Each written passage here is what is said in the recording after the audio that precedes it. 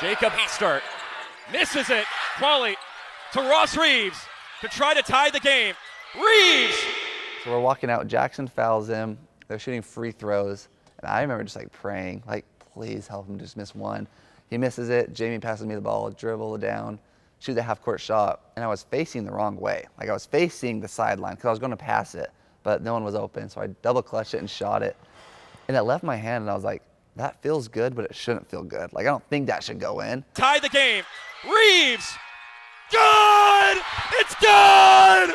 Ross Reeves from practically midcourt sends this game to overtime. Holy smokes! You cannot make this up!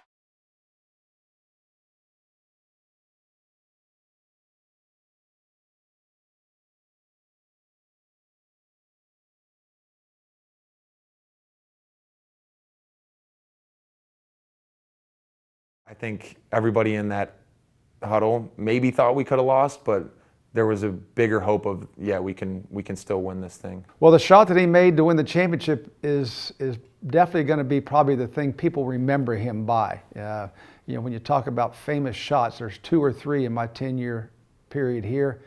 That's probably the biggest one. And so to see him make that, I mean, I always believed in him, but you know, shooting from half court, it's a rare percentage that's going to go in, you know. I'm watching Ross play basketball is 90% joy and 10% nerve.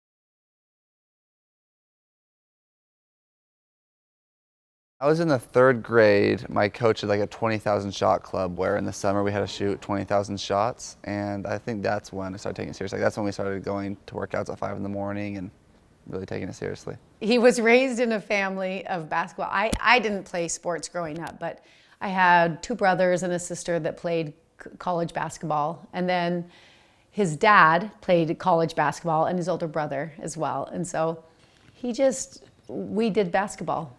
We did it as a family, and I think he's loved it from the beginning.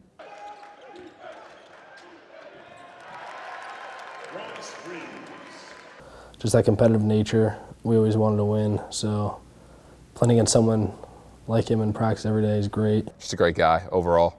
Very nice, very genuine. He's always there for you. So that's all I will remember about Ross besides all the crazy dance moves. In high school, I didn't think I was going to play college. I didn't talk to one school, but I went on a 2-year mission for my church. And my last week, a junior college reached out to me. And it was a junior college in Oregon. I was like, okay, I'll go. I committed there, then I ended up not wanting to go like right before. And long story short, a junior college in Utah reached out to me, and so I walked on there, and now we're here.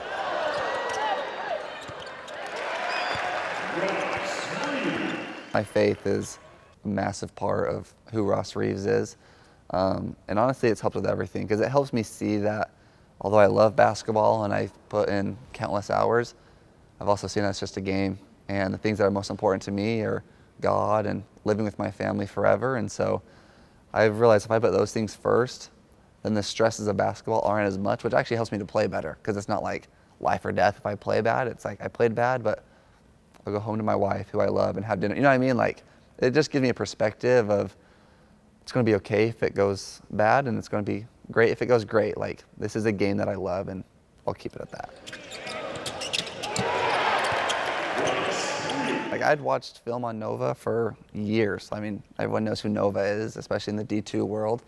So I remember when I committed, I told my wife, Courtney, like, I don't even know if I'm going to get playing time, but at least I get to practice against these guys every day. So honestly, my mentality was like, I'm glad I'm on the team. I didn't expect to play that much. And so when I started that first year, I don't know if I should say like I was shocked. I was like, really? Okay, sweet. So, and that first year was kind of cool, but I was just kind of the guy that helped MJ and Dallas out, you know? And so, but I loved every second of it. I mean, I came here when he came here on the coaching staff, and he was a player. Obviously, he was one of our recruits, and I think he was my first not recruiting call, but call with one of the players or new guys. So I remember talking to him for a while, and he just wouldn't stop talking. But he's just a fun guy to be around. You know, he's off the court and he's a goofy guy, but when he's on the court, he's super serious. He's not really joking around unless he's, you know, talking a little smack to the other guy. But just super serious, and he's super serious about his business. Yeah, I mean, it's always, especially going to a new place, like when you're the new guy, it's very intimidating. Because like I was at Sunahara for 3 years, so I was comfortable there. I had the same teammates for 3 years mostly, and so coming here I was nervous, but I've told a lot of people I've never had a team this close ever, when there's not one person on the team that like the team's like, okay, I don't care for that guy. You know, I think that's kind of normal, but here where everyone loves everyone, like you don't see that a lot. So it's been amazing here, and they all treat my wife great. Like we're all friends. Like I said, we had them over for dinner last night, and that's common just because we all love to be together. We met at the junior college that he played at very first, called Snow College. It's actually where I'm from. I grew up just 5 minutes down the road, and then I decided to go to college, live in the dorms there. As a mother, your greatest desire is that your children will find someone that helps them be a better person. And he lights up when she comes in a room. She is funny and fun and kind and thoughtful, and they're better together. And frankly, he takes advice from her in basketball that he never would take from me. I'd try to be like, hey, Ross, you know, he's like, Mom, you've never played basketball. Like, and I'll hear him, or he'll say, you know, Courtney told me this, or Courtney helped me, you know, he'd have a rough game or something, and he would say, Courtney told me this, and that really helped. And I just watch them hand in hand walk through life so beautifully. They're actually very delightful. It's just so delightful to be around both of them. She has influenced him in many ways for good. I adore her. So we grew up going to Oahu all the time. Like my aunt went to college there. My grandpa has a place there. Like, so Hawaii was almost like a second home for me. So it's actually always my goal to play in Hawaii. And so when they reached out, it was an easy yes for me and my wife. So my wife and I got married on December 21st, and we moved to Hawaii on January 1st. So it's like, not only was I moving to a new place, to a place my wife had never been, but also like I was starting a marriage. You know, like there's a lot of changes. But I mean, I do have to say, we moved here with only a suitcase of clothes. And I remember the first day having absolutely nothing, knowing absolutely no one, and thinking, what are we doing? Like, this is crazy. And I cried for days. Like, it was hard. It was hard for a little bit, but I knew that because of the experiences we had in Hawaii, like we could do anything together. I would honestly say the hardest, we love it here now, but I assumed that Florida was going to be exactly like Hawaii. Like you see the pictures of Florida, you see the ocean, you see the palm trees, but Hawaii is like the most laid back state ever. Like everyone just kind of like, they call it aloha time, you know, where it's chill. My advice to them was make your marriage a priority. Nothing is more important besides your relationship with God than your relationship with each other. Nothing. And I keep saying it. I try to say it as often as I can to remind them. So one of the sacrifices that I've had to make is I've worked full-time our entire marriage to help support our family while he's playing basketball. He's doing his job of basketball, and I was also going to school full-time. So I would come home, I would start work at 6:30, come home at 6 o'clock, 6 p.m. And then I would do my schoolwork from 6 to 9. And then I would go to sleep and wake up and do it the next day with other obligations in between. So that was really a sacrifice. I kind of put a lot of things, not on hold in my life, but I really wanted to get my degree still, so I had to find a different way to make things work for our marriage and so I could support him.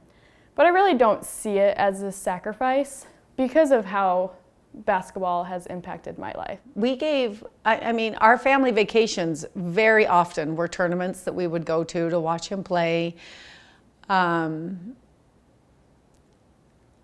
never felt like a sacrifice. I mean, it costs a lot of money to, you know, help them become the best they can.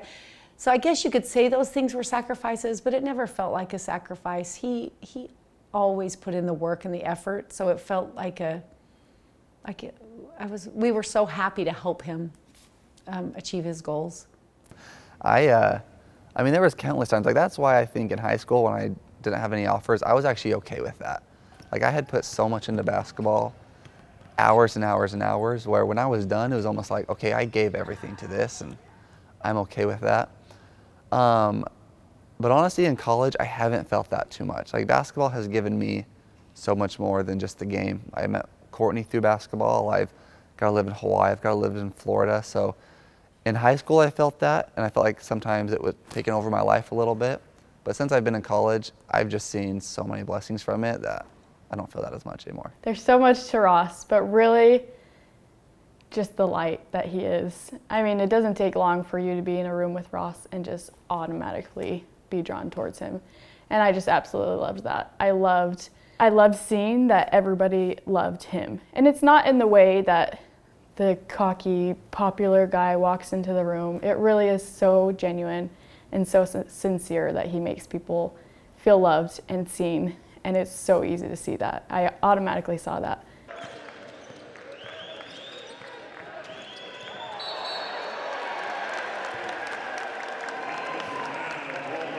He's been huge, obviously, the 2 years he's been here.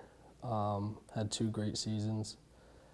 And I think he's one of those guys, too, who's a really exciting player. I think a lot of people loved watching him play, especially this year. He had an amazing year.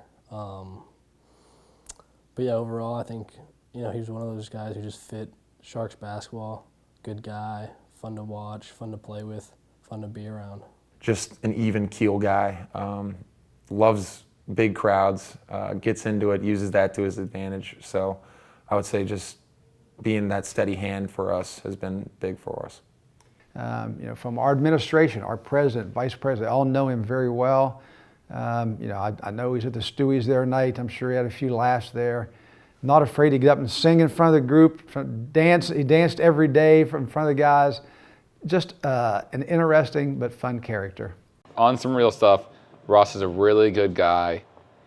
He's extremely good at basketball and a great person to be around. Wow. And I'm sitting here right next to Ross in the training room enjoying my time with him because we don't have a lot of time. That's why we don't have this time. But together as student athletes, but we are bonded for life. Wow. I'm so happy for him that he's great at basketball. It's very tempting to believe that what you do is who you are. But ultimately, who you are, what you do with what you've been given is really where his success is. To this point, I'm very proud of who he is as a person and as a basketball player. I love watching him play basketball. I hope he remembers all the people that made him feel loved, appreciated, seen. It's so sweet to go to the games and have random people come up to me. Are you Ross's mom? I know him this way, or I know him this way, or whatever. I hope he'll remember that he worked really hard at something and he became really great at it. And that he can do that for the next thing and the next thing after that in his life. He knows how to work hard. He knows how to go through slumps, good and bad, and he knows how to keep moving. And I hope he'll remember that he did something really great. I would say I hope people don't think that basketball is my whole personality. Like, I want people to remember me as someone that makes everyone feel welcome. Like, I love being with people, and I just want everyone to know that, like, they're cared for and they have a reason, I guess, reason for being loved.